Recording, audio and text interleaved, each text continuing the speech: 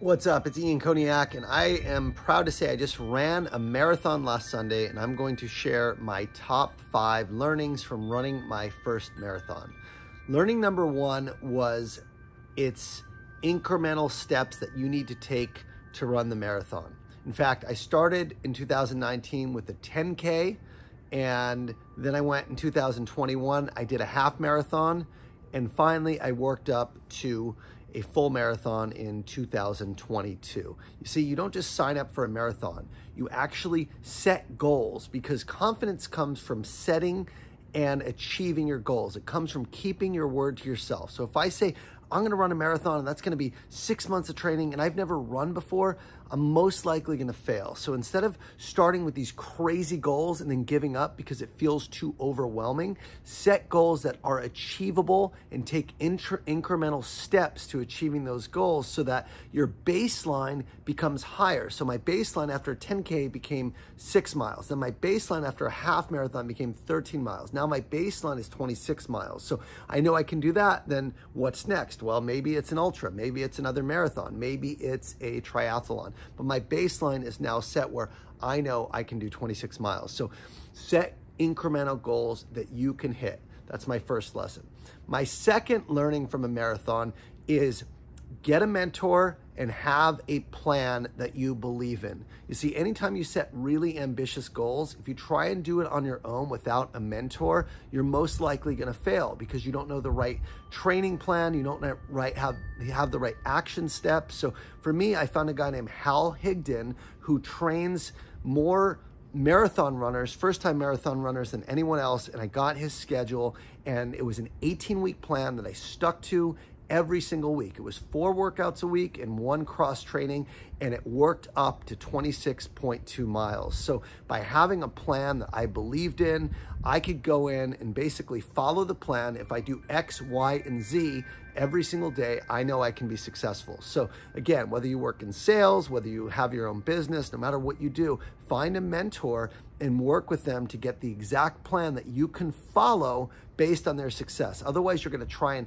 figure it on your own. You're probably gonna fall many times. You're probably gonna fail, and you're gonna save yourself so much time and heartache from doing it on your own and messing up. See, when I started selling 7 figures in sales, the biggest thing I did is I went and got a coach. I went and got a mentor. I found out exactly what I needed to change, and that year I finished number 1. So you cannot do it alone. Don't try to do it. Many people are either their ego's too big, or they're too proud, or they just are cheap and they don't want to invest, in the money and getting a coach or mentor. But I've learned a long time ago, 6 years ago, that I need to learn from people smarter than me. So I took that same approach that I used for business and sales, and I applied it for marathon running, and I was able to complete the marathon in record time without getting injured. So that was lesson number 2.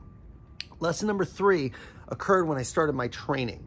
On one time when I was training, I was like super excited. It was gonna be a long run, and a gnat went in my eye. And the gnat just didn't go in my eye. He went under my eye, like way deep in the eyelid. And I'm running for a while, everything's all good, I'm running, I'm excited, and then the gnat goes in, and all of a sudden I can't see anything, and my eyes are getting blurry and cloudy, and I'm like running with one eye, and I'm like, I can do this, and all of a sudden it just starts burning, and it was driving me crazy.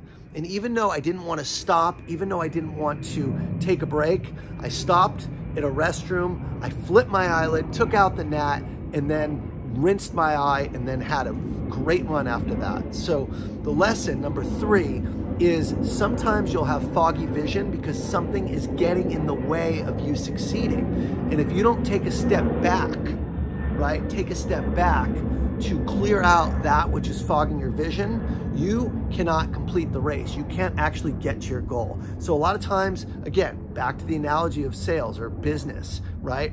If you have something that is preventing you from showing up fully, if you have baggage you're carrying, if you have mental health challenges, if you have addictions, if you have relationships problems, if you have shit that's weighing on you, unless you can clear it out and get rid of it, you can't be light enough to go and fly and go and figure out what you need to do because you are just thinking about that thing, that gnat in your eye. So sometimes you got to take a step back to clear your vision so you can take 2 or 3 steps forward. So take a step back to clear out whatever it is that's holding you back so you can fly forward. As you can see we have themes of steps, incremental steps, take a step back. And what I learned in lesson number 4, was on another training day, okay?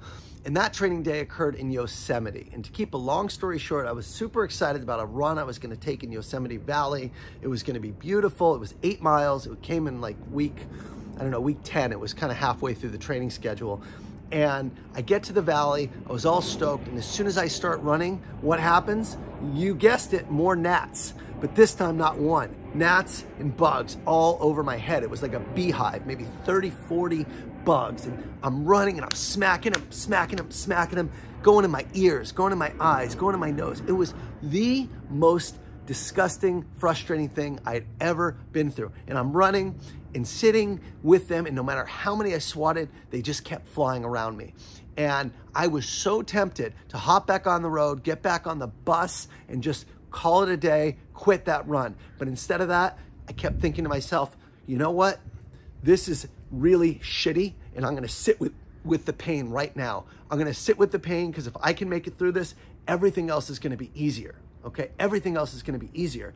And so rather than trying to fight and swat and get frustrated, I just stepped running with the gnats around me, and I almost observed myself like from an out of body perspective, like you would if you're sitting in a cold plunge or an ice bath, you know, just kind of sit with it without letting yourself focus on it. Just take a step back, and instead of focusing on it, it was just part of my run.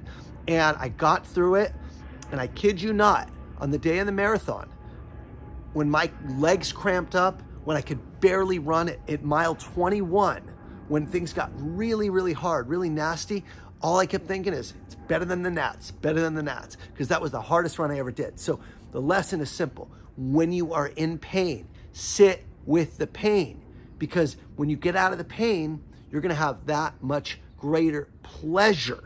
Okay? And if you try and avoid the pain, you're going to miss the lesson. You see, when we have pain, it is a reference point from which we can grow, and we can say, hey, it's better than it was. So even the hardest day of your life, you know, you can be grateful for. In fact, in my recovery, I was grateful for my rock bottom. Even though it was really painful, nearly lost my family, that was a reference point that gave me gratitude for everything I have now. So sit with the pain. Don't try and run away from it. Don't try and avoid it. Instead of it, address it, okay? And be with it so that you can experience the great pleasure that is coming out of it. So there's always a light at the end of the tunnel, but you got to be in the tunnel. You can't escape, you can't run away, or else you won't experience the lesson. And the last learning number 5, which is one of my favorites, okay? Learning number 5 came right before marathon day. My family was supposed to go, okay? And they got sick. Not only that, but I was staying in a nice hotel, and instead of like getting a great night's sleep right outside, there was like this loud construction going on all night, and I barely slept. So I had this amazing plan of being rested, having my family there, and all those plans kind of fell through. I felt horrible the day of the marathon when I woke up to run it. My family wasn't there, but you know what I said? I said, this is all part of the journey, okay? It's all an opportunity. So I didn't let that stop me. I didn't let that, you know, obsess over it, because if I brought that to the marathon, that wouldn't have done anything for me. The reality is I couldn't change the situation. It was just bad timing and a bad room that happened to face the construction. And if I ruminated on it, it would have done nothing positive for me. So instead of that, I said, you know what? This is going to make it that much sweeter when I run the marathon. It is what it is. I'm going to focus on what I can control. So that's exactly what I did. I basically went out, and even though I was tired, I ran the best run of my life, finished in 4 hours, 34 minutes, which is about under a 10.5 minute pace, which is way better than I anticipated. And that leads to lesson number 5, which is you got to be fluid. Sometimes you will not have the exact, you know, plans that you wanted, right? Sometimes life comes, there's problems, there's things that get in the way. You got to be flexible. You got to roll with the punches. You got to go with the flow, because otherwise, if you're too rigid, if you're too set in your ways, then you are going to be disappointed, because things never go perfect. It's never exact, but that's all part of the opportunity. So those are my 5 lessons from my first marathon. Thanks for watching, and I'll see you guys next week.